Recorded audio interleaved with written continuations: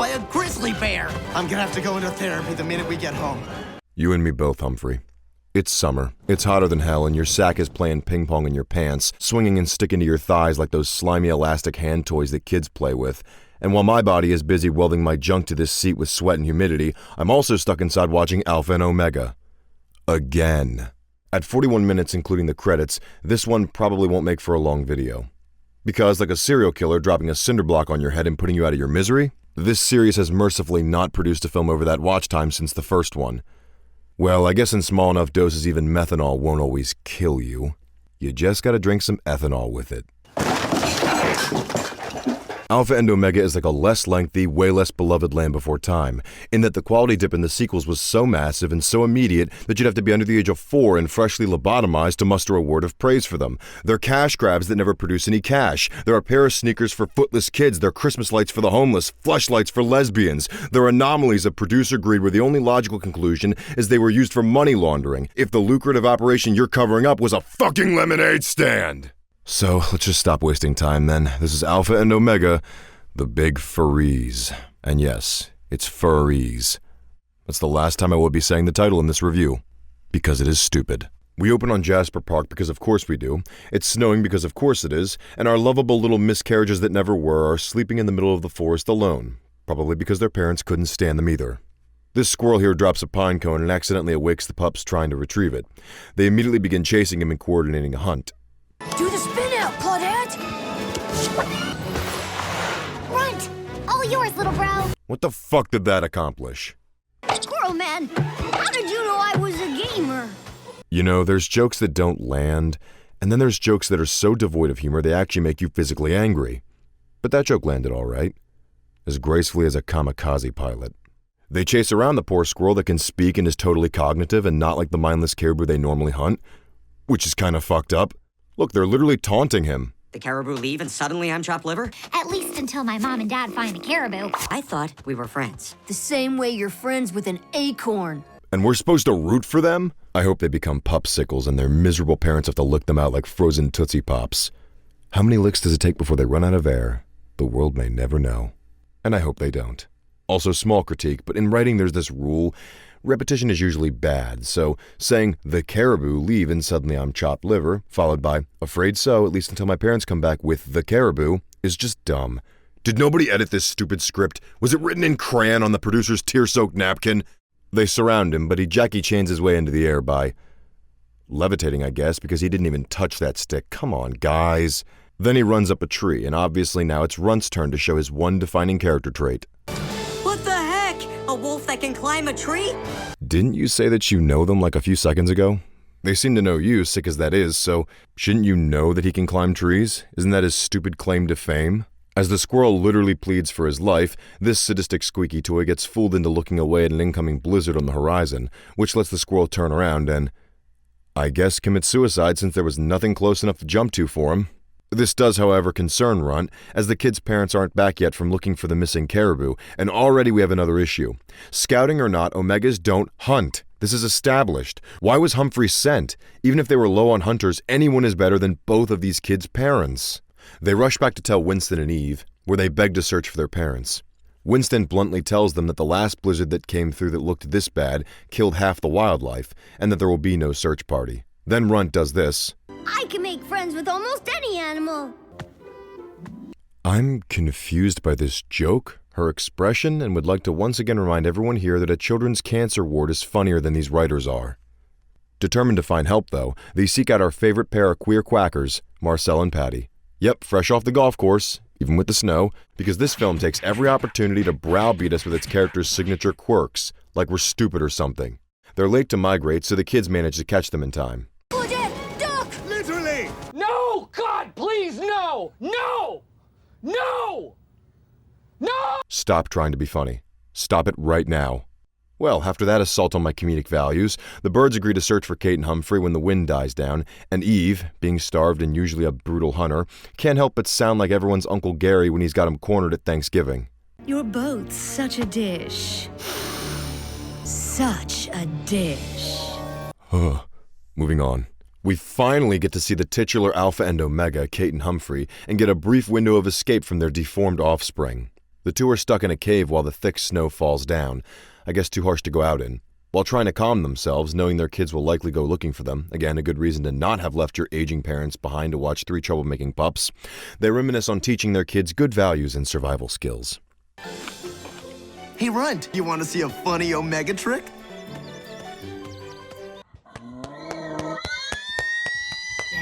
Humphrey, no! And Kate teaches her kids to stand up for themselves without bullying, even though she kind of bullies these two here, but that doesn't count, I guess. Be that as it may, Kate still worries about the kids coming for them. But don't worry, Humphrey's got this. Kate, stop worrying. Why not take advantage of the alone time? Wild berries, anyone? Oh shit, if they're like the fermented berries from the early films, Humphrey's looking to smash while smashed. He's looking to Netflix and chill while lit like a candle. But as it turns out, the berries belong to a group of bears that are hibernating there. And just look who decided to show up and flop down in the entrance like me after a night of binge drinking. Back with the pups, they do what we all knew and Kate and Humphrey confirm they would do. They sneak out to look for their parents.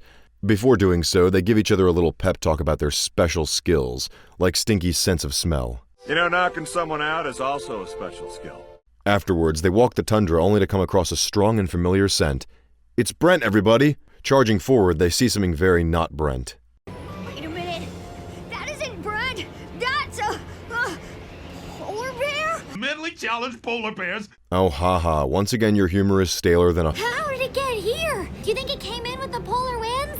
No, you moron. It's obviously not a real fucking... He ate Brent, and I'm smelling him inside the polar bear's belly! Stupid! You're so stupid! We get the joke. It's not funny, and for some reason you want to drag this out for, let's time it and see, shall we? Over a minute. 1 minute and several seconds to deliver an obvious punchline that it's Brett sleeping inside, alive and well. If we exclude when the obvious punchline is revealed, it's still about a minute straight. No child or adult with a severe learning disability would see this scene and not feel like someone is dragging a garden rake across their nutsack. You drew this out like a divorce hearing, and all I want to do is curl up and quit this review now. Congratulations, between the past sequels and this cliche joke you so proudly prolonged, you broke me before the 15-minute mark. Moving the fuck on. Brent busts out and we learn from Agnes that he sleepwalks, and that's why he's out here alone. Then, hearing that they're looking for Humphrey and Kate, Brent agrees to come with because his mom won't notice while she's hibernating anyway. And Agnes just agrees because fuck me, I don't care. Brent also has narcolepsy as a result of his nature to hibernate as well, but they don't do anything with it, so just pretend I said nothing at all. Kate and Humphrey try to escape the cave but nearly wake up the bears, and we get a Star Wars joke that stopped being funny 20 years ago. Hey, I mean, if you're already making a feces and piss sandwich, might as well use moldy bread. Still trapped, they worry for the pups, and we return to the pack of delinquent dickheads as they slide down onto an icy lake with joyous laughter and casual merriment. And meanwhile, 2 child predators are watching them slip and slide while scowling. It's King, from the second movie, and his only remaining subordinate. He's still a little miffed about the whole dismantling his entire pack thing, and monologues all about it. I'm so hungry, I could eat a wolf. Took the words right out of my mouth. So they decide to go after them while they're all alone, as they're angry and hungry and want to kill 2 birds with 1 stone. Immediately they chase the kids down, and Brent's winter bulk sure doesn't do them any favors, breaking the ice and sinking him into the water. The group have to stop and help, and Claudette decides to try to take out one of these fully grown wolves. Ah, look at that. Meals on wheels. And I didn't even order room service. Huh? That doesn't make sense. Also, look at that run cycle. Fucking goofy-ass motherfuckers. Claudette manages to slip underneath them and make them, I guess, just forget about the easy meal right ahead. Then this guy gets sent after her by King, and he calls him by his real name. Get her, Hench! Hench. I then went to check the credits, and oh my god, he's actually named Hench. That is the most mentally retarded thing I ever got that. He's just a henchman. This movie is as creatively bankrupt as modern Disney. Nah, that's too far. Disney might be slightly worse. But, after somehow finding a separate hole in the ice and tricking Hench to fall in, King gets body slammed by Agnes, which deeply weakens any respect or intimidation his character had left, and Brent is yanked out of the icy water. Meanwhile, with Mission Impossible levels of tension, Kate and Humphrey slowly inch their way through the bears and, albeit with some damage to Humphrey's heterosexuality, rush out into the snow. Unfortunately, the bears awaken and decide to chase after them, thinking they took food from their cave. Meanwhile, again, King and Hench, such a stupid name, are trailing the kids, where they somehow bump into a packless Link and Lyle, who I guess were just ousted from their pack for... They ask to join King and Hench and boast of their hunting skills, and despite literally having one other guy in his pack, this motherfucker has to weigh the pros and cons of more adult wolves serving under him. Once his brain thaws and he accepts, Link and Lyle rather quickly decide it's just okay to murder and eat Kate and Humphrey's kids that they've interacted with many times before and have a deep familiarity with. I know Tony said wolves turn on each other in this kind of weather, but this is out of nowhere for them. We're huggers. Not funny. Patty, Marcel, Winston, and Eve awaken to find, what do you know? The little fuckers you know don't listen and sneak off, disobeyed your orders, and snuck off. I knew it. Why the fuck you lying? Why you always lying? Stinky is smelling out their parents when he picks up King and his pack of 4 en route. Brent points out the cave their parents hid in earlier as a great place to hide from the incoming threat, and when King and his group arrive, they tell Link and Lyle to go in first. But not before they have a stupid little back and forth for the millionth time. Ha! I win! Yeah, you win. So it means you have to go in. Is that what winning means? Yeah. Oh my gosh! Stop! Then they use some cartoonish trickery and convince the bad guys that they're a giant grizzly. Which is ironic because off in the distance, guess who's having their own grizzly bear problems? Yep, the 4 angry bears have caught up to Kate and Humphrey. As they prepare to fight, the snowfall worsens and the screen is covered. We're blessed with a merciful 1-second breather from the visuals before we... Wait, they're all separated and stalking Kate and Humphrey now? When were they separated? How? What happened in between then and now?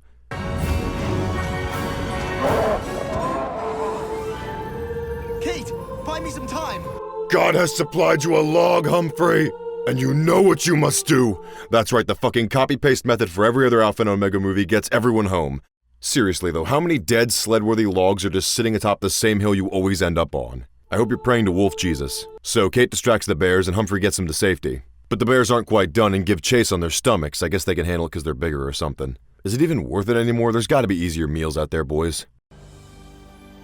Guys, just like my nose said, caribou. Weren't you looking for your parents this whole time? When did you decide to take a detour for lunch? Glad you found some caribou, but your parents are probably dying and you took a stop for some fast food. These little fuckers have likely taken years off their parents' lives. And mine.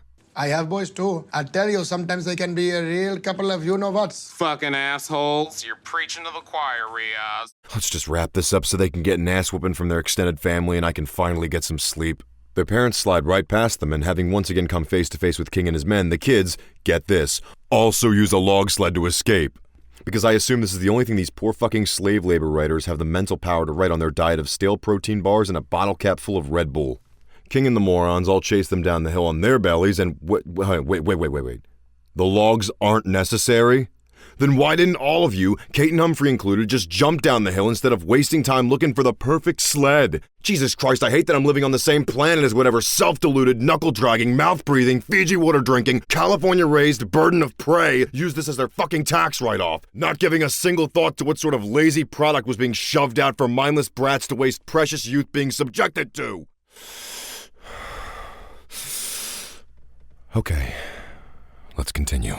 Speedrunning this ending because you'll never guess what happens. They jump the same train as every other movie, crash land together, and reunite. Why did you come and find us? We had to come find you. Please don't be mad. It wasn't an option to stay back.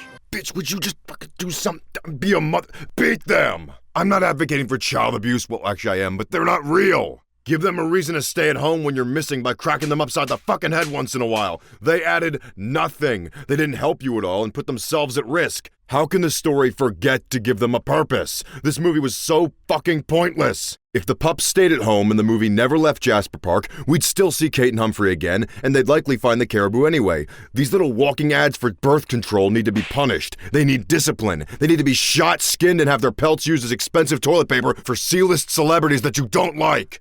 As they're nearing home, Marcel and Patty just so happen to crash land while they're guiding the caribou back, which they shouldn't be able to do anyway because caribou stampede and run at the sight of wolves. Remember the first movie? Again, great continuity. Then the ducks use their golfing skills to put down all the pursuing wolves, again proving the pups to be a pointless addition to this whole journey, and we end on a festive evening back at home with the whole family together again. And a bunch of caribou outside that you herded there that have no wolves watching them, so they'll run away and you'll all starve to death. Great job, Caden Humphrey. And that was Alpha and Omega, the big colon sneeze. If this review felt rushed, I can explain. This movie was fucking boring! By this point, log sledding isn't even interesting or dumb enough to be a meme. It's just lazy. And that's saying a lot from a series like Alpha and Omega. They've gone from just copy-pasting assets to copy-pasting entire story beats and character motivations. The fact I have 2 left to do is a sign. A stop sign from heaven itself and the entire universe. But we're too far to go back now. And with no new movies in sight, let's just try to be positive and say in 2 more movies, I will be free forever. Assuming, of course, I don't slip on my nicest rope necktie and take a long walk off a short pier in the Grand Canyon while on fire. Before we close, I would like to say, 6,000 subscribers! We did it, guys! Holy shit, we're over halfway to 10K. I never thought I'd even hit 5,000, 4,000, 3,000. The fact that I'm going to be nearing 10K at some point, potentially even hitting it, that's insane. I really want to thank you guys for that. And yes, I get angry at movies, but I just want to clarify, as much as I'm a whiner and I make fun of it, and it's all in good fun, I genuinely love doing this, and I really want to thank you guys for getting me here. And I'm off script now, so if I start muttering or slurring my words, I'm sorry. God, wow. Well, anyway, thank you guys so much for 6,000 subscribers. Here's the next 4,000. If I even hit that mark, I really just want to say, if I hit 10,000, I don't know what I'm going to do, but I'm going to freaking jump through my ceiling. Thank you so much. I'm happy to be back, and I hope you enjoyed this video. We have more coming. Peace, guys.